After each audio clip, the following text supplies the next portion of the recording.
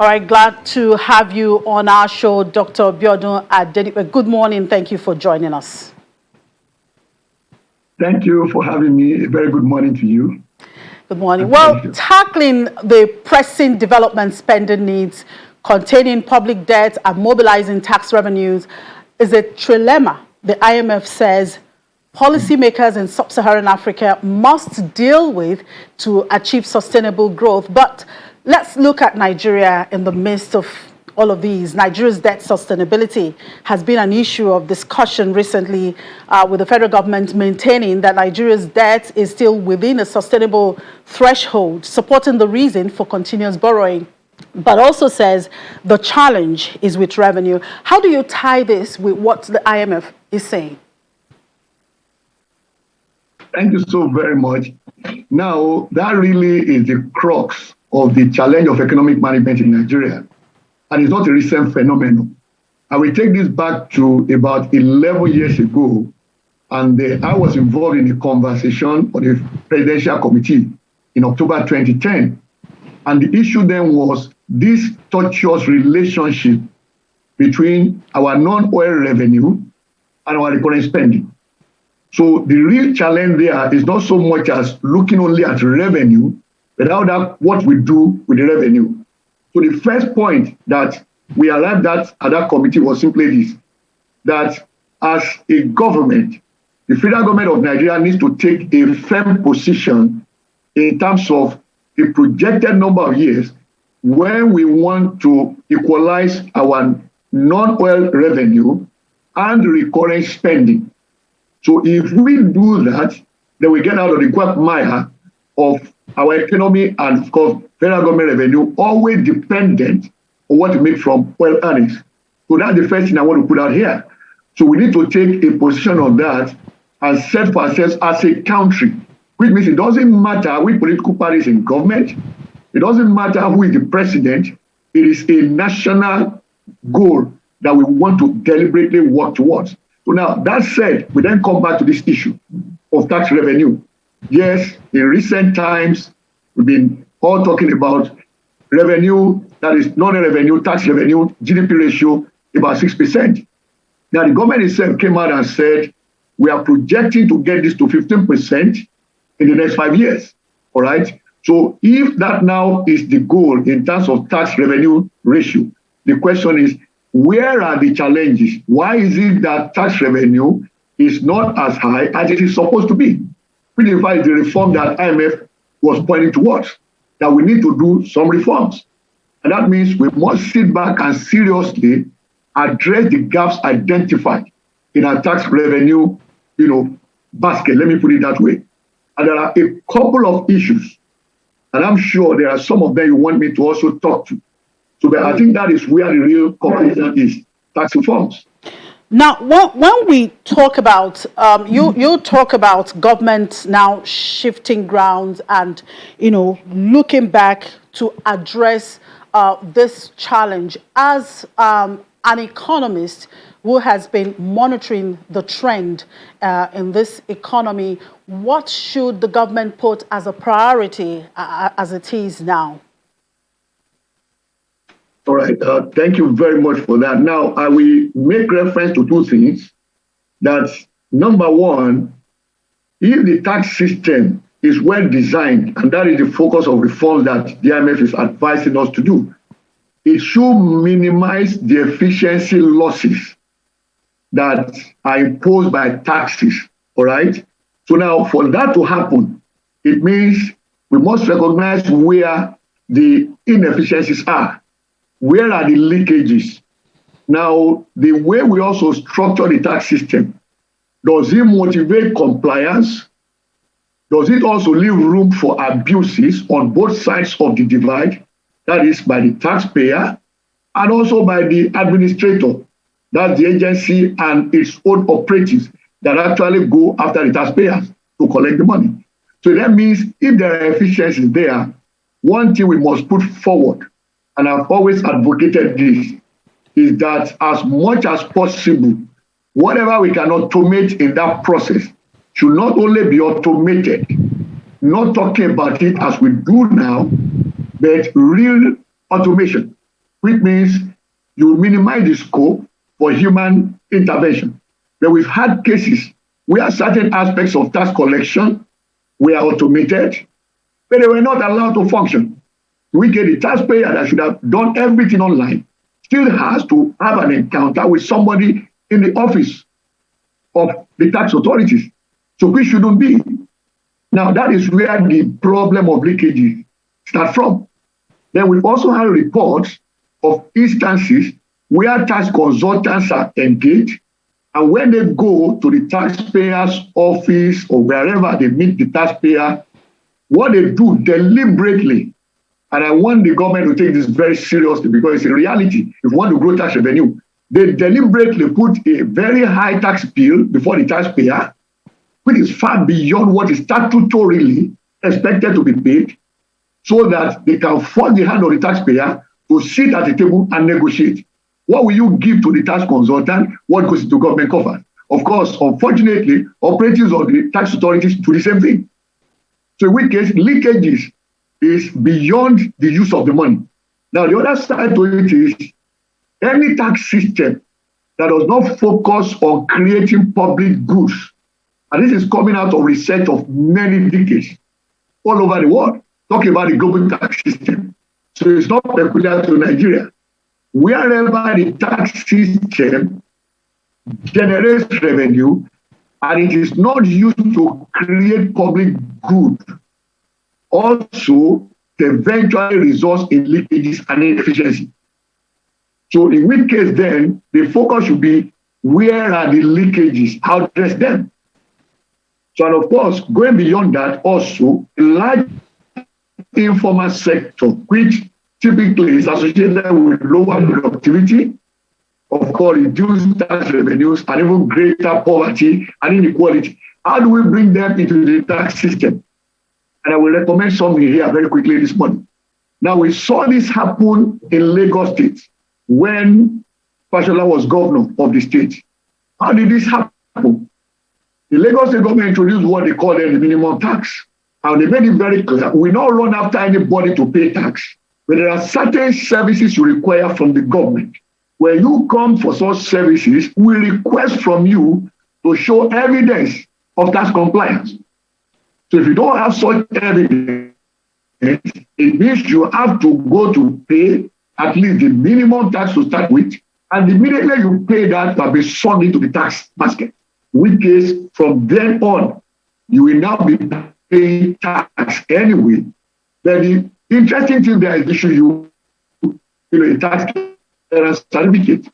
That TCC will not also cost. So we pay that minimum tax for 3 years. And that's the way this thing will work. So if you do that, the large informal sector in Nigeria, quickly estimate, accounts for about 48% of our GDP, will naturally be brought into the tax basket. So this is the way it works. So if you do that, of course, we've tried also giving a kind of forbearance to those who did not pay tax in previous years. But that has looked only at the big ones that pay a lot.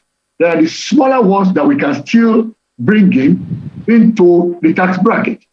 And so all of these will ensure that that tax basket grows. And like the IMF and World Bank also recommended in this theory, it's not about increasing the tax rate.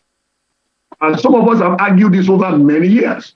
It is not about increasing the tax rate, which means you are taxing more those that are already in the tax basket. It's about expanding that basket, getting more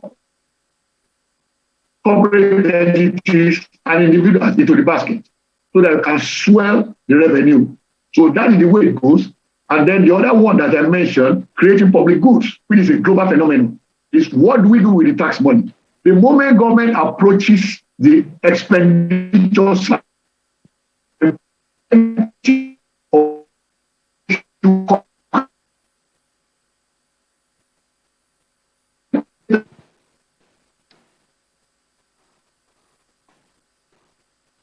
Oh, I guess we've lost Dr. Adedipe there. But while we try to connect back to Dr. Adedipe, making a point there, talking about the need for the federal government to actually design a better tax system to minimize leakages and optimize efficiency in tax collection there, which are part of the recommendation at the just concluded IMF World Bank annual meeting. Well, I think Dr. Adedipe is back now. Well, Dr.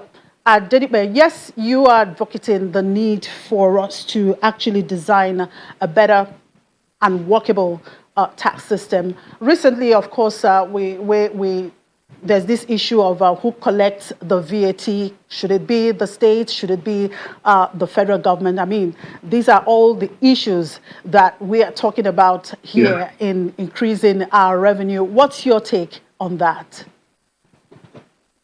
Well, I will just make two quick points on that. The first is for us to revert to the origin of VAT. That is, when we introduced VAT in Nigeria, what was the position then before VAT came on the scene, and what were those things we redefined as items that are VATable? Was there any particular type of tax that we dropped and now replaced with VAT?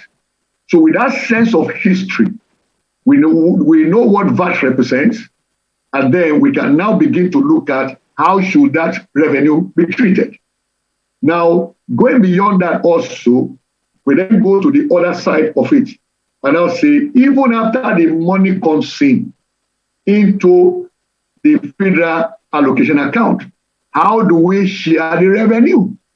We've also talked about this over the years, that insofar as the center is so strong, number one, politically, everybody will be gunning for the center. Unfortunately, the center is distant somewhat from the grassroots. So it then means two things must be interrogated here. One is the origin of VAT that gives us a pointer as to where that should go and how it should be treated. The other one now, we talk about how we allocate revenue. Which case, do we now change the revenue allocation formula to ensure more of it goes to the states and local governments that are closer to the people? And again, that will probably also require us to look at our constitution again in terms of what the governments are responsible for, the central, the subnational. So all of these have to come into effect. That's why it is called reforms. So we must ensure that we go beyond the politics of it. Yes, politics is key. It drives a lot of things in the nation. But at the end of the day, it's the economy that affects people's lives. Politics doesn't affect them directly, the economics affects them. Because it is all about how do we make money? How do we take care of our needs? And then how do we also create and build wealth? In process of creating wealth, we want to also create jobs. So those must be the central issues. Not just raising revenue for the sake of raising revenue, but how will this also drive economic growth? And that's all, a one in there I want to also mention, the IMF mentioned, and that is, it is not about reforming the tax revenue in such a way that it becomes a disincentive to new investments. I think I must also mention that. Absolutely.